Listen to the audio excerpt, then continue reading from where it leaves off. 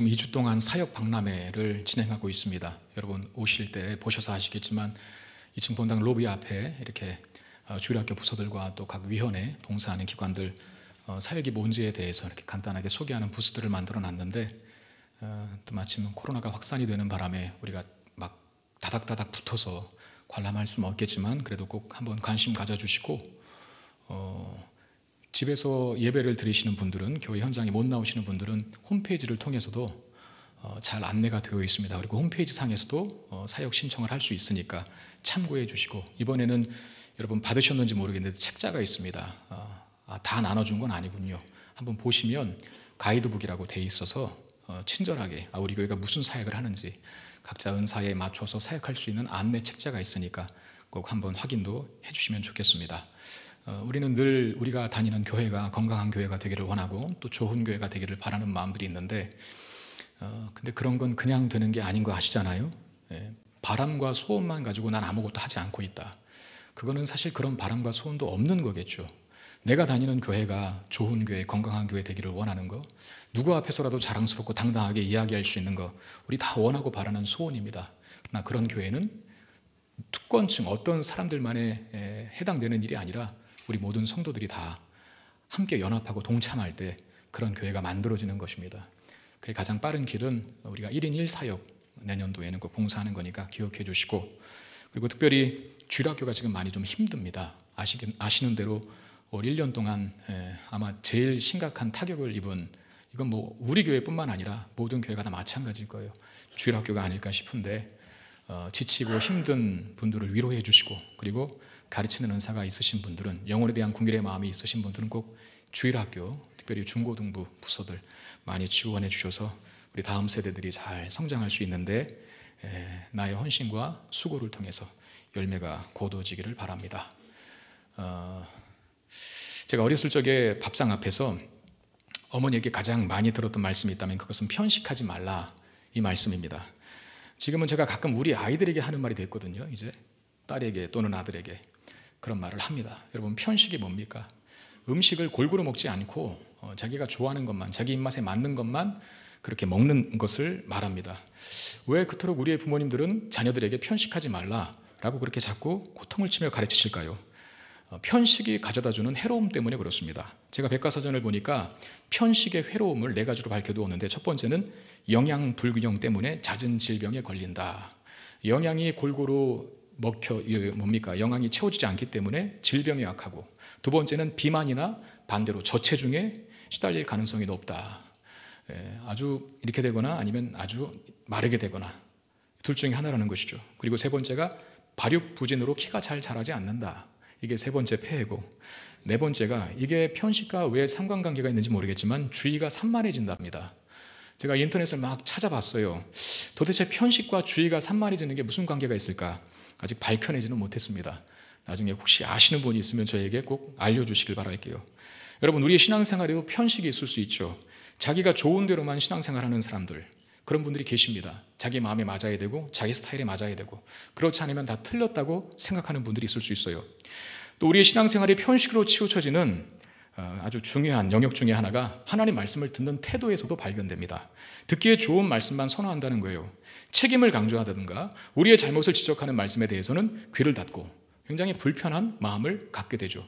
혹시라도 이 중에 앉아 계신 분들 중에 그런 경험이 있다면 편식하는 거예요. 오늘 고치실 수 있기를 바랍니다. 성경은 우리에게 하나님께서 주신 복이 얼마나 큰 것인가를 많은 분량을 통해서 기록하고 있습니다. 구원과 영생과 우리를 향한 하나님의 사랑과 위로와 칭찬과 격려의 메시지가 얼마나 많습니까? 이 성경 말씀 속에. 그러나 그와 비슷한 비중으로 복 받은 자로서, 구원받은 자로서 영생을 가진 자답게 책임있게 살아라 라고 우리에게 명령하고 요구하는 말씀도 많이 있거든요. 우리의 잘못된 것들을 지적하시고, 또 세상과 타협하지 말라고 말씀하시고, 우리가 싸워야 할 영적 전투가 있으니 그 전투에서 지지 말기를, 어떻게 하면 이길 수 있는지를, 그리고 정신이 번쩍 들게 하는 말씀들도 또 상당히 많이 기록되고 있어요. 제가 요즘에 새벽기도 때 우리 교회에서는 그 큐티집을 보지만 그 큐티집에서 지금 역대 하본문을 봅니다. 왕들이 계속 줄기차게, 남유다 왕들이 줄기차게 들락달락 하거든요.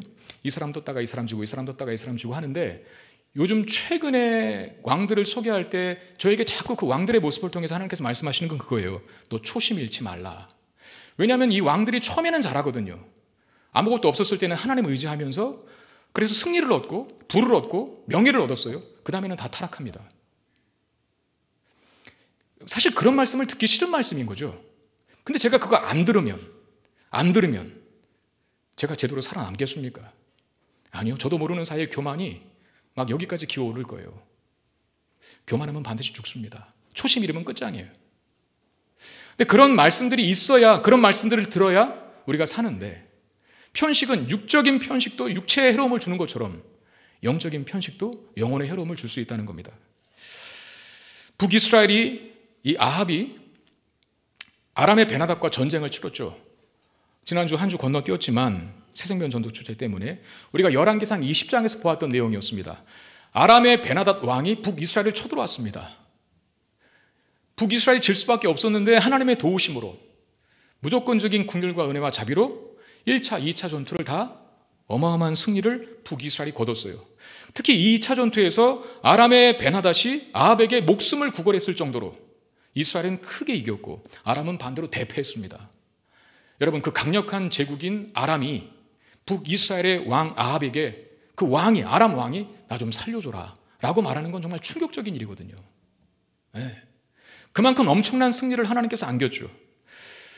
죽여야 되는데 이 북이스라엘의 아합 왕이 아람 왕 베나닷을 죽이지 않습니다. 베나닷이 자기를 살려달라고 이야기하면서 두 가지를 약속하죠.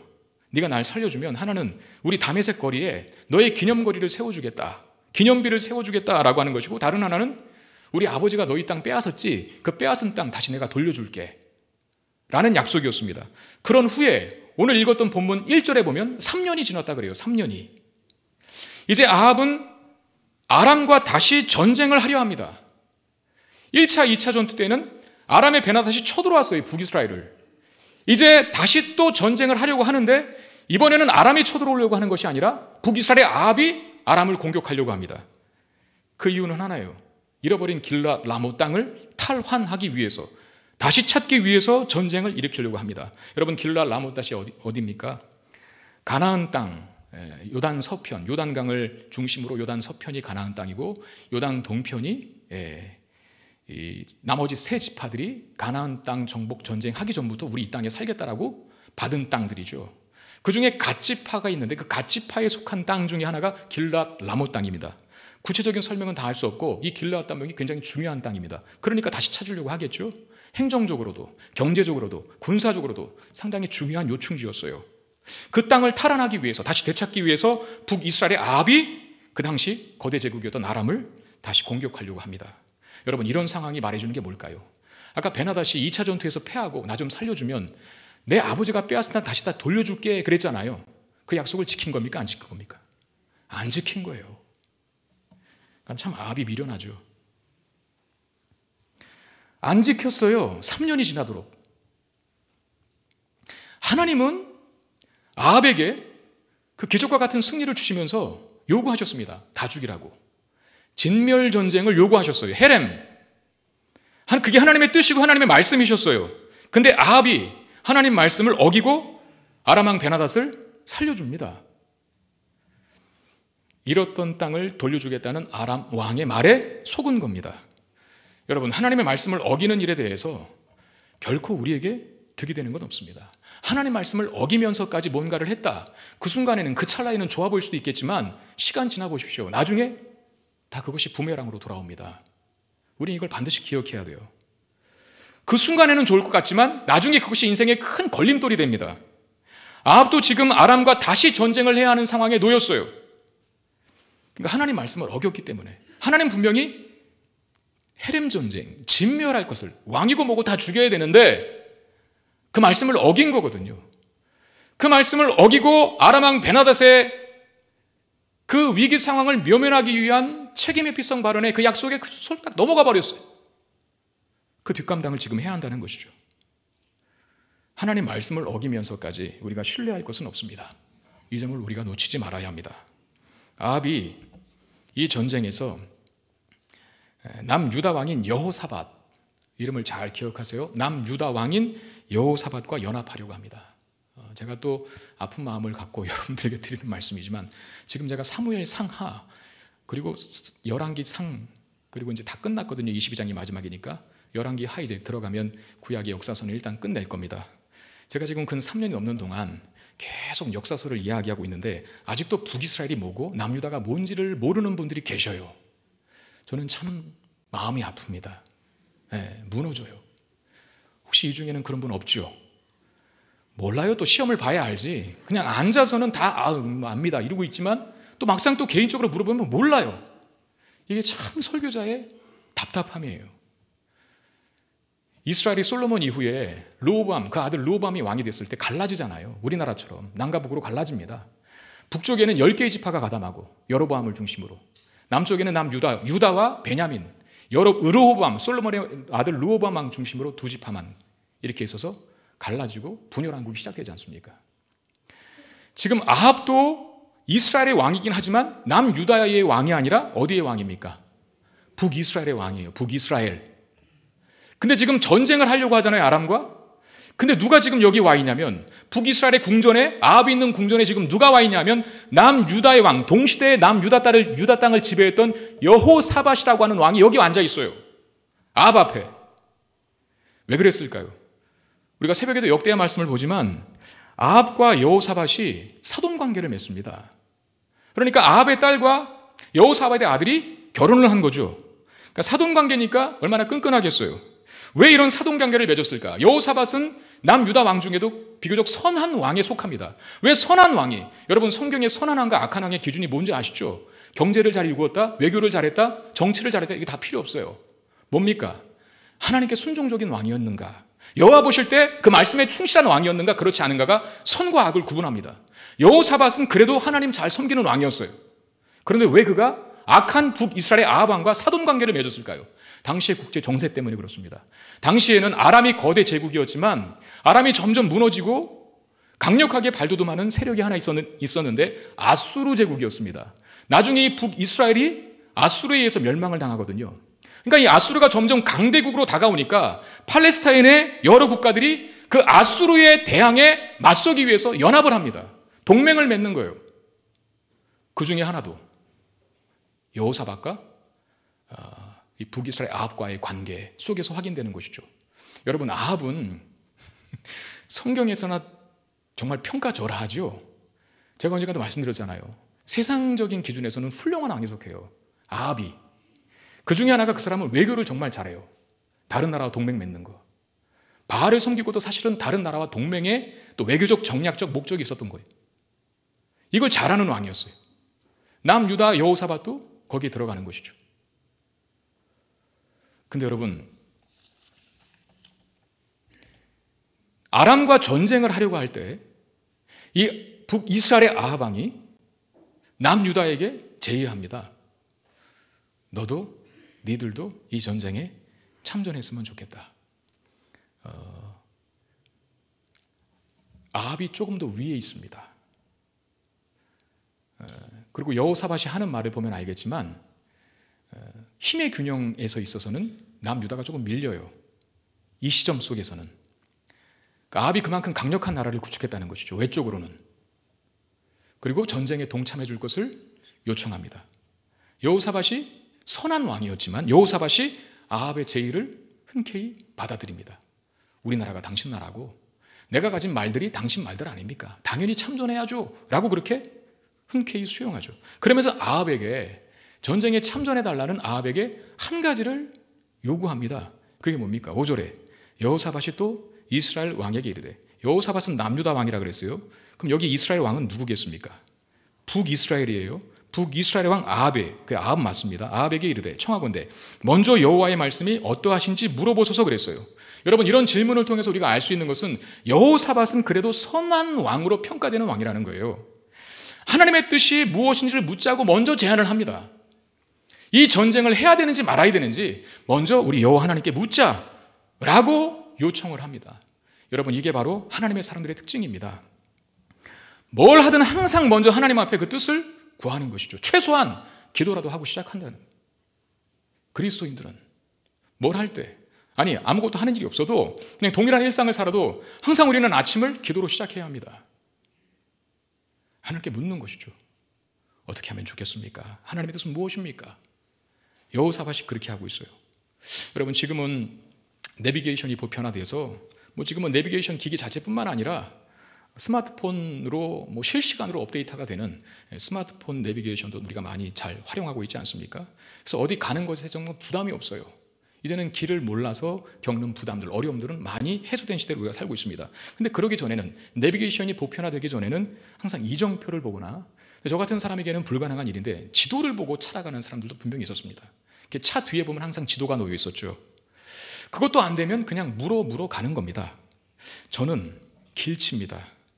근데 길을 가다가 잘 모르면 그냥 갑니다. 잘 묻지 않는다는 거예요. 물어 가야 되는데 잘 안 물어요. 그러면 항상 옆에 탄 아내가 저를 호되게 질책합니다. 좀 물어보면서 가시라고. 이 길 가는 게 맞냐고. 저는 당당하게 얘기하죠. 맞을 거라고. 갑니다. 가봅니다. 목적지와 엄청나게 멀어져 있는 거예요. 그리고 후회하죠. 여러분, 하나님께 우리가 자주 물어봐야 합니다. 하나님께 자주 여쭤봐야 합니다. 잠언 3장 6절에 너는 범사의 그를 인정하라. 그리하면 내게를 지도하시리라. 공동번역은 더 적나라하게 번역했어요. 무슨 일을 하든지 야훼께 여쭈어라. 야훼, 여호와 같은 말이죠. 그가 내 앞길을 곧바로 열어주시리라 그랬어요. 하나님은 우리가 하나님 앞에 물어보는 걸 참 좋아하십니다. 그게 하나님을 의지한다는 거거든요. 하나님 신뢰한다는 거거든요. 저도 그렇더라고요.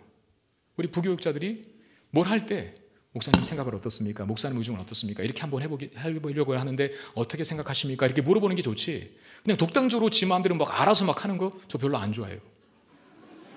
네. 하나님도 같은 마음 아니실까요? 제가 매년 9월에 가는 곳이 있습니다. 9월 한 중순경이나 말경에 항상 기도원을 갑니다. 보통 한 2박 3일 일정으로 다녀오는데 그 다음에 목회를 계획하려고 합니다. 지금 12월인데 지금 다음 해를 계획하는 건 너무 늦은 거예요. 그러니까 연중에 다음 해의 목회를 계획하러 가는 거죠. 기도원에 들어가는 이유는 단 한 가지. 하나님, 내년도 사역은 어떤 방향 속으로 나갔으면 좋겠습니까? 묻는 거예요. 묻는 거. 근데 참 감사하게도 그때 표를 주시고, 그때 송구를 주시고, 성경 구절을, 또 모자란 사역들을 보완하게 하시고 하나하나 정비할 수 있도록 세부적인 목회도 심지어 계획하도록 만드십니다. 그래서 가는 거예요. 제가 미쳤다고 제 시간 아까워 죽겠는데 기도원 가겠습니까? 돈 들여서? 얻는 게 있으니까 가는 거예요. 하나님이 그걸 참 좋아하셔요. 물어보는 거, 여쭤보는 거, 기도하는 거. 좋은 멘토가 있다는 것은 여러모로 장점이 많습니다. 그러나 여러분, 그 어떤 멘토보다 최고의 멘토는 우리 하나님이십니다. 말씀과 기도로 그분의 뜻을 구하면 길을 열어주실 것이고 방법을 가르쳐 주실 거예요. 믿음으로 한번 해보십시오. 하나님 가만히 계시나? 목회라고 하는 것이 쉽습니까? 몇천 명 되는 성도를 끌어가는 게 간단한 일인가요? 제 능력과 제 지혜로는 안 되는 일이에요. 근데 제가 당당하게 할 수 있는 일은 뭡니까? 하나님께 묻거든요. 어떻게 하는 게 하나님의 방법이고 어떻게 하는 게 주님의 뜻일 수 있겠습니까? 이거다라고 가르쳐 주시면 그냥 밀고 나가는 거예요. 죽이 되든 밥이 되든. 여호사밧의 제안에 따라서 아합이 400명의 선자를 부릅니다. 여호사밧이 그랬잖아요. 내가 참전할 텐데 그래 북이스라엘의 왕 아합이시여, 한번 하나님의 뜻은 물어보고 시작합시다. 그래서 아합이 별로 내키지 않는 일인데 400명의 선자를 대동합니다. 그들에게 물어요. 이 전쟁을 해도 되냐 말아야 되냐. 그랬더니 400명의 선자가 한결같이, 이것도 참 기가 막히죠. 어떻게 400명이 일관되게 한 목소리로 얘기할 수 있을까? 400명이 한결같이 올라가소서, 주께서 그 성읍을 왕의 손에서 넘기실 것입니다. 주께서 그 성읍을 왕의 손에 넘기실 것입니다 라고 긍정적인 좋은 대답을 해요. 전쟁하십시오. 반드시 승리할 것입니다 라고 400명의 선자가 하나님의 뜻이라고 전해줍니다. 근데 영적인 촉이 있는, 어느 정도 영성이 살아있는, 소위 우리 식으로 말하면 그래도 조금 성령 충만한 여호사밧은 아는 거예요. 저거 가짜들이라는 게 보이는 거예요. 그래서 어떻게 요구합니까? 믿업지 못하게 느낀 여호사밧이 아합에게 여호와의 선지자가 이 사람들밖에 없습니까? 정확하게 표현해요. 여호와의 선지자가 이들 뿐입니까? 다른 여호와의 선지자가 없습니까? 무슨 뜻이에요? 이 400명은 여호와의 선지자가 아닌 것처럼 여호사밧의 눈에 보였다는 것입니다. 그때 아합이 한 사람이 있다고 그래요. 그 사람이 누굽니까? 미가야입니다. 미가야라고 하는 선지자가 있기는 한데, 근데 북이스라엘 왕 아합이 그는 안 불러요. 그는 싫어한대요. 미워하고 경멸한대요. 그 이유가 뭡니까? 그 사람은 꼭 나에게 좋은 예언은 안 하고 내가 듣기에 별로 안 좋은 예언만 하더라. 그래서 난 그 참 싫다. 꼴도 보기 싫다. 그래서 안 부른 거다 라고 밝혀요. 그랬더니 여호사, 그런 말씀이 어딨냐고, 빨리 그를 데리고 오라고. 미가야 선지자, 그가 참 선지자였죠. 여러분, 선지자는 어떤 자입니까? 하나님의 편에서 하나님 말씀을 목숨 걸고 전하는 자가 선지자입니다. 다시, 하나님 편에서 하나님 말씀을 목숨 걸고 전하는 자가 선지자입니다. 여기에 타협이 있어서는 안 돼요. 하나님 말씀을 전하는 자들이 선지자들의 사명입니다. 그것이 길한 것이든 흉한 것이든 듣기 좋은 말이든 듣기 싫은 말이든 여호와 하나님의 말씀이라면 사람 눈치 보지 아니하고 목숨을 걸고 순수하고 정확하게 선포하는 것이 참된 선지자의 역할이요, 그가 참된 선지자인 것을 기준하는, 가늠하는 기준입니다. 미가야가 그런 선지자였어요. 근데 아합은 그렇기 때문에 미가야를 싫어합니다. 왜? 자신에게는 듣기 좋은 말 안 한다는 거거든요. 아합이 뭘 좋은 소리를 뭔 짓을 하고 있다고 하나님 좋은 메시지를 전합니까? 그렇잖아요. 어렵고 힘든 상황 속에서도 믿음을 지키려고 피 흘리고 땀 흘리고 눈물 흘리는 사람에게 하나님 찾아오셔서 위로해 주신 것이죠. 그래, 너 잘하고 있다. 내가 너 책임질게. 너 보장한다. 힘내. 지금 잘하고 있어. 그렇게 말씀해 주신 건 당연한데 지금 아합이 잘하고 있습니까? 잘하지도 못한데 잘하고 있다고 말하는 게 하나님 말씀인가요? 좋은 말을 듣기를 원하면 좋은 짓을 해야죠. 그것도 안 하면서 미가야는 나에게 나쁜 예언만 한다고 제껴둡니다. 결국 아합의 이런 판단은 그에게 승리를 예언한 400명의 선지자가 어떤 자들인지 정체를 밝히는 의미가 있어요. 미가야가 참된 선지자가 맞다면 나머지 400명은 참된 선지자가 아니겠죠. 자신들의 이익을 위해서 힘과 권력에 빌붙어서 왕이 듣기 좋은 말만 해주는 어용 선지자들이었습니다. 제가 설교하기 전에 하나님께 드리는 기도가 있습니다. 우선은 선지자적인 선포를 해달라, 그렇게 기도합니다. 많은 시간을 기도하지만 특별히 우리 성가대가 찬양할 때 여기 앉아서 성가대의 찬양을 위해서 기도합니다. 대원들을 위해서 기도하고 대장님, 지휘자님, 반주자들을 위해서 기도해요. 그리고 우리 성도들을 위해 기도합니다. 하나님, 성가대가 대표로 찬송하긴 하지만 여기 앉아 함께 모인 우리 회중들이 같은 마음으로 하나님 높일 수 있도록 해주십시오. 그리고 저를 위해서 기도해요. 이제 성가대 찬양이 끝나면 광고 후에 제가 말씀을 전하러 강대상에 올라갈 텐데, 하나님이여 저에게 선지자적인 마음을 주십시오. 그럼 뭘 구하는 겁니까? 하나님 말씀만 전하게 해주십시오. 사람 눈치 보지 아니하고 말씀이 가라는 데까지 가고 말씀이 멈추라는 데서 멈추는 그런 선지자적인 사명 감당하기를 원합니다 라고 기도하고, 그리고 또 하나 제사장적인 마음도 달라고 기도해요. 하나님, 제가 아무리 진리의 말씀을 선포해도 제 마음에 성도들을 향한 긍휼과 그리고 자비와 그리고 진심 어린 사랑의 마음이 없이 전하는 것은 울리는 꽹과리에 불과할 것이니 하나님, 저에게 같은 마음으로, 저도 성도 중에 한 사람이니까 정말 공감하고 이해하고 사랑하는 마음으로 진리의 말씀을 전하게 해주십시오 라고 선지자적인 마음과 제사장적인 마음을 같이 달라고 구합니다. 그러나 순서는 분명해요. 먼저는 선지자적인 마음이에요. 하나님 보실 때 합당하고 바른 말씀을 전하는 것, 그게 설교자의 가장 강력한 책임입니다. 교회를 위해서 여러분 기도할 때 이걸 놓고 꼭 기도해 주시길 바랍니다. 시대가 바뀌고 가치관이 변하고 정황무호하고 불변하는 법취교, 가치인 하나님 말씀만 여전히 선포하는 교회가 되기를 원한다. 그런 기도 해주셔야 돼요. 점점점 말씀의 기준이 폄하되고 왜곡되고 변질되는 시대에 우리가 살고 있지 않습니까? 이 시대에 교회가 깨어있어 하나님 말씀을 바르게 전할 수 있는 믿음을 달라고 기도해야 합니다. 목회자들을 위해서 기도할 때도 사람이 아니라 하나님을 두려워하는 목회자 되기를 원합니다 라고 기도해 주십시오. 여러분, 하나님을 두려워하면 사람을 두려워하지 않게 되어 있습니다. 그리고 하나님을 두려워하는 목회자가 되어야 그 목회자의 목회를 통해서 여러분들의 영혼이 유익을 얻어요. 사람 눈치 보고 여러분 좋을 만만 하면 본인도 죽고 여러분들도 다 죽습니다. 그러니 꼭 기도하셔야 돼요. 하나님의 편에서 목회자들이 될 수 있게 해달라고. 여러분 성도님도 마찬가지입니다. 하나님 말씀이라면 그 말씀이 단 것이든 아니면 쓴 것이든 아멘하며 받을 수 있어야 합니다. 여러분, 우리는 다 죄성을 가진 존재거든요. 예수 그리스도의 공로로 우리의 모든 죄의 값이 다 치러지기는 했지만 죄에 대한 책임이 없어진 것이지 여전히 우리 안에 부패한 오염된 본성들은 찌꺼기처럼 남아있어요. 여러분, 면도 오늘 하루 했다고 해서 제가 내일 면도 안 할까요? 어느 순간 나도 모르게 또 듬성듬성 자라있는 면도 이 수염들을 보게 돼요. 매일매일 정리해야 돼요. 한번 세수했다고 오늘 했다고 내일 세수 안 하십니까? 아니거든요. 또 시간이 지나면 눈곱이 끼고 뭔가 모를 이물질이 얼굴에 묻어 있어요. 우리 영혼도 마찬가지. 우리는 그렇게 처음부터 끝까지 바르게 살지 못합니다. 하나님을 합당하게 살지 못합니다. 그러니까 말씀으로 계속 수정받고 또 수정받고 교정받고 또 교정받으셔야 돼요. 그래야 바른 길을 갈 수 있습니다. 지도자들도 가장 위험한 때는 언제입니까? 직원과 충원을 해주는 자가 없을 때 가장 위험한 겁니다. 참모들이 그 지도자의 눈과 귀를 가릴 때 지금 잘 안 되고 있고 개판 5분 전인데 잘 되고 있습니다. 잘하고 계십니다. 상황 좋습니다라고 말하는 게 진정 충성일까요? 아니잖아요.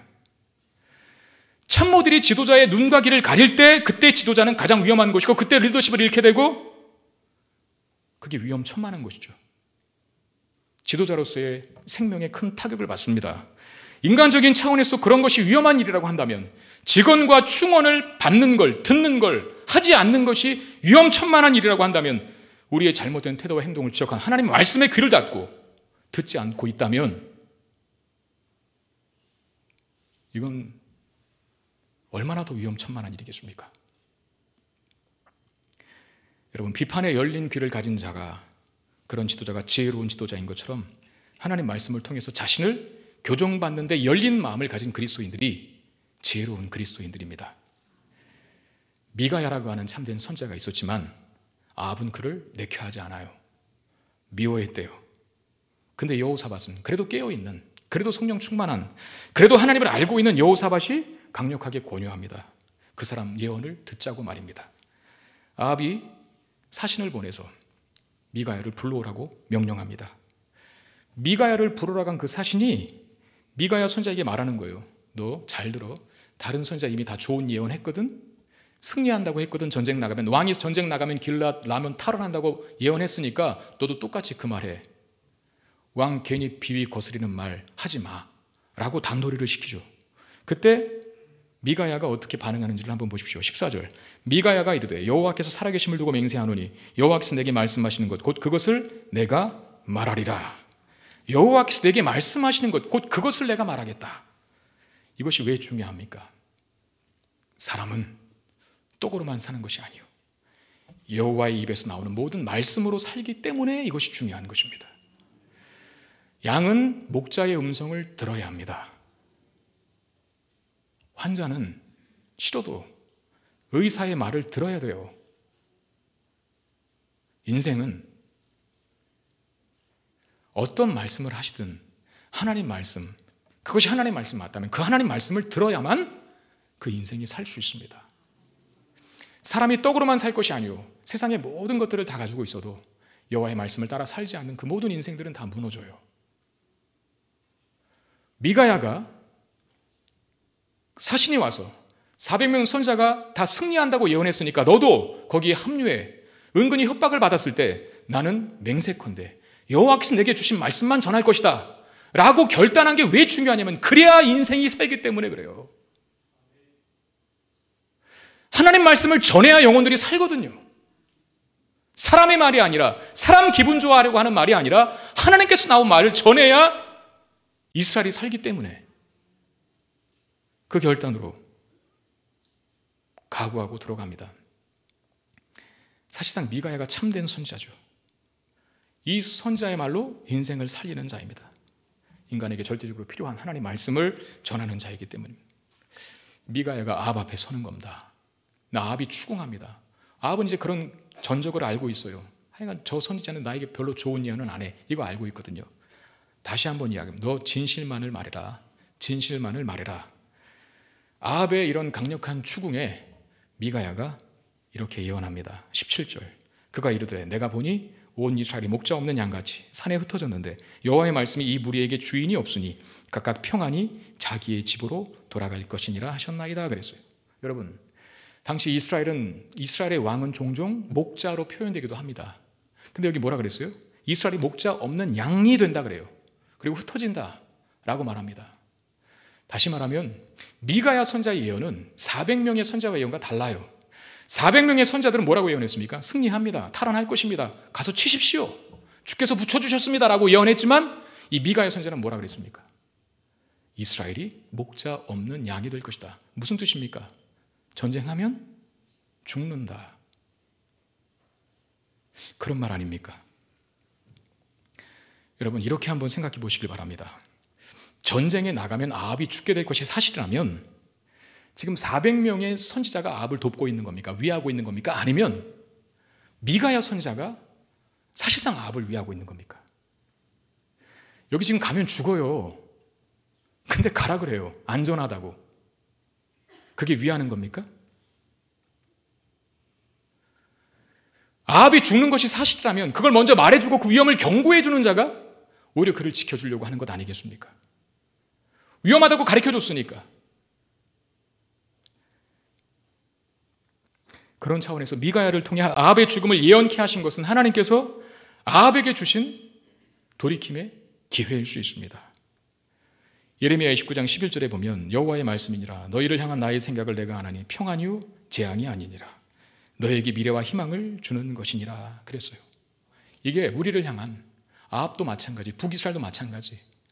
하나님께서 그들에게 가지신 본심이셔요. 너희들이 당하고 심판당하고 멸망당하고 재앙을 받는 것이 나의 본심이 아니니 너희들이 미래를 갖고 희망을 갖고 다시 살게 되는 것이라. 이게 하나님의 본심이라면 미가야의 선포는 당신 전쟁하면 죽습니다라고 예언한 미가야의 선포는 분명히 충한 예언이고 경고의 메시지이긴 하지만 돌이킴을 촉구하는 것이기도 한다는 거예요. 우리가 21장에서 보았습니다. 나봇이라고 하는 사람의 포도원을 이 아합이 탐했고 그걸 이세벨이 아주 악랄한 방법으로 악한 방법으로 나봇을 죽이고 빼앗아 주지 않습니까? 그게 21장 본문의 내용이었어요. 그 사실을 하나님이 모를 리가 없죠. 그래서 엘리야 선지자를 보내서 아합에게 강력한 경고의 말씀을 하셨죠. 심판의 메시지를 전합니다.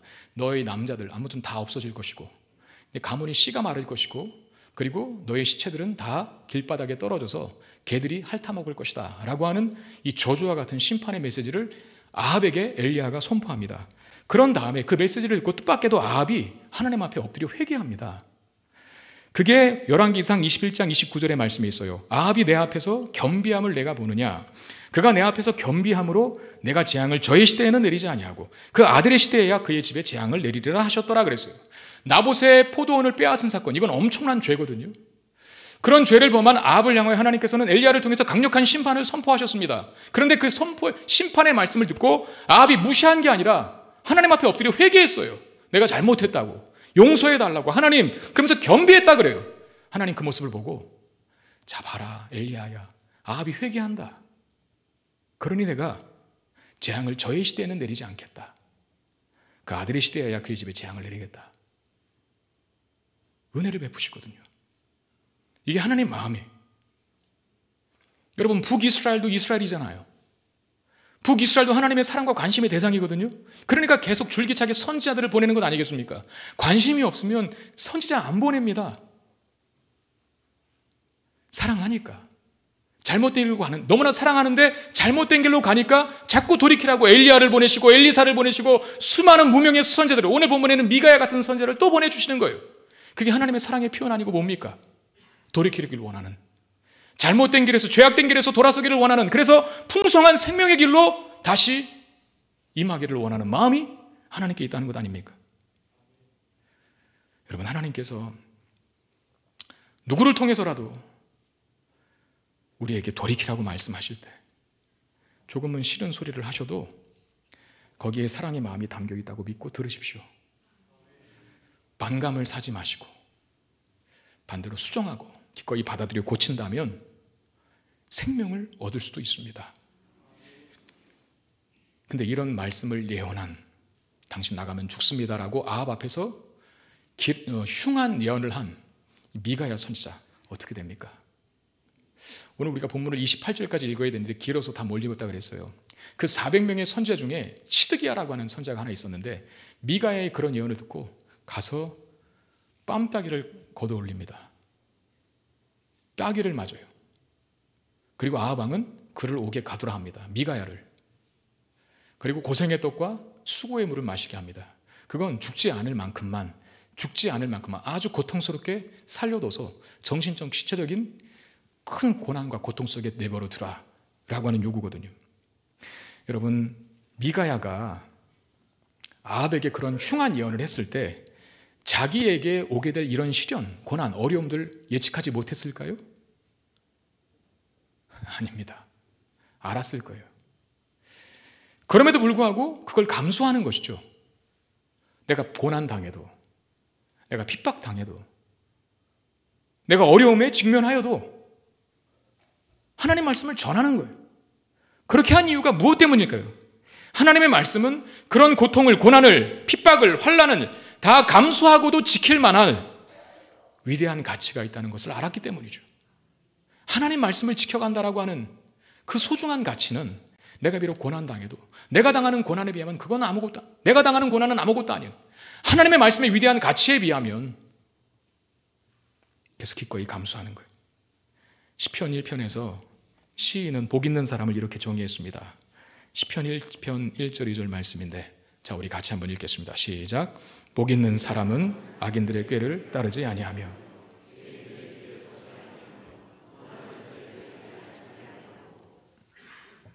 오직 여호와의 율법을 즐거워하여 그의 율법을 죄하로 묵상하는도다. 복 있는 사람을 어떤 사람이라고 얘기합니까? 세상이 어떻게 돌아가든, 어떤 사상이 난무하든, 하나님의 말씀을 어느 정도로 폄하하고 훼손하든 간에 복 있는 사람은 진리의 말씀에 따라 사는 삶을 중단하지 않고 오히려 기뻐하고 즐거움으로 말씀에 따르는 삶을 살아가는 자, 그가 복이 있다 라고 정의하는 것입니다. 중요한 건 복 있는 자가 얻게 될 결론입니다. 결과. 시편 1편 6절에 뭐라고 되어 있습니까? 무릇 의인들의 길은 여호와께서 인정하시나 악인들의 길은 망하리로다. 이 결론이에요. 저희 어렸을 적에는 국민학교라 그랬잖아요. 초등학교를. 그때 가을이면 운동회를 했습니다. 전교생을 청팀과 백팀으로 구분하여서 청군 백군으로 나눠서 운동회를 하는데, 그때는 동네 잔치였죠. 학교 운동회가. 학부형도 아닌데 막 여러 사람들이 오셔서 학교 근처에다 돗자리 깔아놓고 막 음식도 드시고 심지어는 술판도 벌이시고 싸움도 하시고 뭐 이런 일들이 많이 있었어요. 그때는 거의 운동회를 마을 잔치 수준으로 했죠. 여러분, 운동회를 하면 여러 가지 종목들이 있었지 않습니까? 한번 기억을 떠올려 보십시오. 어떤 종목이 있었습니까? 첫 번째 단체전. 뭐가 있었죠? 줄다리기도 있고, 또 아주 마지막 순서 그 백미 있지 않습니까? 백미. 운동회의 백미. 이어달리기. 계주. 그 다음에 여러분 그거 아세요? 기마전도 있었다는 거? 남자들은 잘 아실 거예요. 기마전이 뭔 줄 알죠? 이 등치 좋은 애가 이렇게 딱 엎드리면 그 목에 어깨 위에 조금 이렇게 좀 가냘픈, 무거운 애가 타면 안 돼요. 가냘픈 애가 딱 올라타고 양옆으로 이렇게 받쳐주는 겁니다. 하나의 진용을 이루죠, 이렇게. 그래서 막 서로 그냥 물어뜯고 막 넘어뜨리고 무너뜨리는 그런 단체전 경기가 있었죠. 그 다음에 개인 경기도 있었지 않습니까? 개인이 할 수 있는 순위를 정하는 100m 달리기. 그리고 또 100m 달리기긴 한데 장애물이 놓인 100m 장애물 달리기 경기가 있었습니다. 여러분들이 볼 때 저는 달리기를 잘하게 생겼습니까? 못하게 생겼습니까? 말해보세요.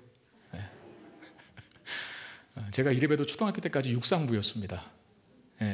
달리기를 잘했어요. 그러니까 그 학교에서 하는 운동회는 뭐 누워서 떡 먹기죠. 늘 1등을, 공부는 1등을 해본 적이 없는데 아무튼 운동회 때 달리기는 항상 이 도장으로 1등을 받아왔죠. 여러 개를. 그 중에 100m 달리기는 그냥 달리면 되니까, 무작정 빨리 달리면 되니까 항상 1등을 놓치지 않았던 기억이 있는데, 이 100m 장애물 경기가 항상 저에게는 부담이었어요. 왜냐하면 여러 가지 장애물이 놓여 있는데 그 중에 저를 굉장히 괴롭혔던 장애물 하나가 그물이에요. 그물. 그 그물을 속으로 들어가고 이렇게 통과해갖고 빨리 재빠르게 빠져나와서 달려가야 되는데, 이 그물에서 시간을 오래 자꾸 잡아먹는 겁니다. 한 번은 내가 반드시 이 100m 장애물 경기도 정복해보리라 결심을 했어요. 아주 비장한 각오와 마음을 하고 경기에 임했습니다. 땅 하는 소리와 함께 열심히 달려가기 시작합니다. 달리는 것까지는 1등이죠, 무조건. 그 그물 장애물에 제일 먼저 도착을 합니다. 항상. 근데 거기서 늘 말아먹은 거예요. 근데 그날은 너무 긴장했는지 어떻게 하다 보니까 1등으로 들어왔어요.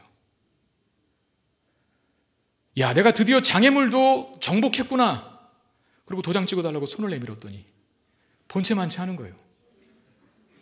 이게 무슨 일이지? 왜 안 찍어주지? 생각해 보니까, 정신을 차리고 기억을 더듬어 보니 제가 그물을 통과하지 않고 달려버린 겁니다. 그게 너무 긴장이 되고 부담스러우니까 그냥 확 지나가 버린 거예요. 나도 모르는 사이에. 아무리 제가 빨리 달려왔고 1등으로 달려왔어도 규칙을 어긴 것이니 인정받지 못합니다. 우리가 볼 때 예수 안 믿는 사람 중에도 성실하게 사는 사람 많아요. 정말 부지런하게 근면 성실하게 사는 사람 굉장히 많습니다. 중요한 건 방향이 틀려요. 꼬린 지점은 여기고 규칙은 이건데, 꼬린 지점과 반대 방향으로 달려간다고 한번 생각해 보시오. 빨리 갈수록 더 멀어지는 거예요. 아무리 내가 1등으로 들어왔어도 규칙을 어겨버리면 인정받지 못합니다. 하나님 우리에게 인생에 살아갈 규칙을 정해주셨어요. 그 길이 생명길이니 이 길만을 걸어라. 그게 말씀의 길입니다. 복 있는 사람은 여호와의 율법을 즐거워하여 그 율법을 죄하러 묵상하는 자로다.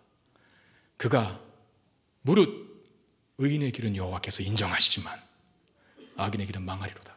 의인과 악인의 한 끗 차이는 말씀이라고 하는 길을 걸었는가, 아니면 지 마음대로 살았는가.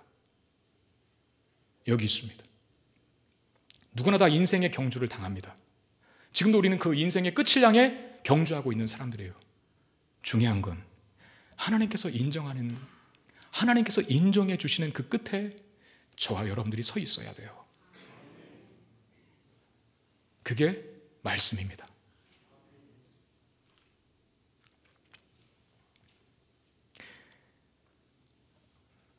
지금 우리가 기독교의 가치를 많이 폄하하고 또 성경의 가치를 많이 훼손하고 교회의 존재를 무시하는 시대에 우리가 살고 있지 않습니까? 어느 때보다도 더. 근데 여러분, 우리가 감수해야 돼요. 왜냐하면 예수님께서는 분명히 말씀하셨어요. 주님 다시 오실 그날에 심판의 주님으로 다시 오실 때에는 세상이 좋아진다고 말씀하시지 않았어요. 너희들이 믿기 편하게 될 날이 올 것이다, 그렇게 말씀하지 않았어요. 점점 더 악해지고 점점 더 믿음을 지켜가기가 힘든 시대가 올 것이다라고 예언해 주셨어요. 그게 주님 말씀이라면 이렇게 세상이 우리의 믿음을 공격하는 시대가 오는 것은 당연한 것입니다. 중요한 건 시대가 어떻게 되든 간에 말씀을, 성경을, 그 가치를 얼마나 폄하하든 회방하든 훼손하든 간에 그 말씀의 가치를 알고 있는 저와 여러분들은 그 말씀의 길을 따라 살아가는 일에 주저함이나 망설임이나 포기함이 없어야 한다는 것입니다. 그랬을 때 우리는 생명을 얻게 되죠. 인생이 여호와의 말씀을 떠나서 생명을 얻을 수 있는 다른 길은 없습니다. 여호와의 말씀의 길을 걸어갈 때 우리에게 생명이 주어집니다. 길한 예언이든 흉한 예언이든 듣기 좋은 말씀이든 아니면 듣기 싫은 마음을 불편하게 하는 말씀이든 간에 그 말씀이 여호와의 말씀이 맞다면 그 말씀이 우리의 삶을 이끌어가게 하십시오. 그런 우리에게 재앙이 아니라 평안이 임하게 될 것이고 하나님께서 인정해 주시는 그 끝에 인생의 경주를 다하는 그날에 저와 여러분들은 서 있게 될 것입니다. 이 은혜와 복이 저와 여러분들에게 임하게 되기를 주의 이름으로 축원드립니다. 기도하겠습니다. 하나님, 우리가 말씀의 길로만 걷게 되기를 원합니다. 영적인 편식하지 않도록 도와주시옵소서. 내가 내 귀를 내 마음에 합하고 또 내 귀를 즐겁게 하는 말씀만 들으려고 하지 않게 하시고, 때로 죄성에 충만한 우리들에게 하나님 말씀은 많이 지적하시고 또 책망하시고 질책하시고 훈계하시고 교정하시고 수정하라고 하시는 말씀이 더 많은 줄 압니다. 그 말씀에 귀를 활짝 열고 그 말씀에 따라 살아가는 삶을 노력하고 경주할 때 우리에게 주님께서 인정해 주시는 생명의 길이 더 선명하고 더 풍성하게 보여지게 하여 주시옵소서. 끝이 중요한 것을 압니다. 여호와께서 인정하시는 것이 우리의 끝이 되게 해 주시옵소서.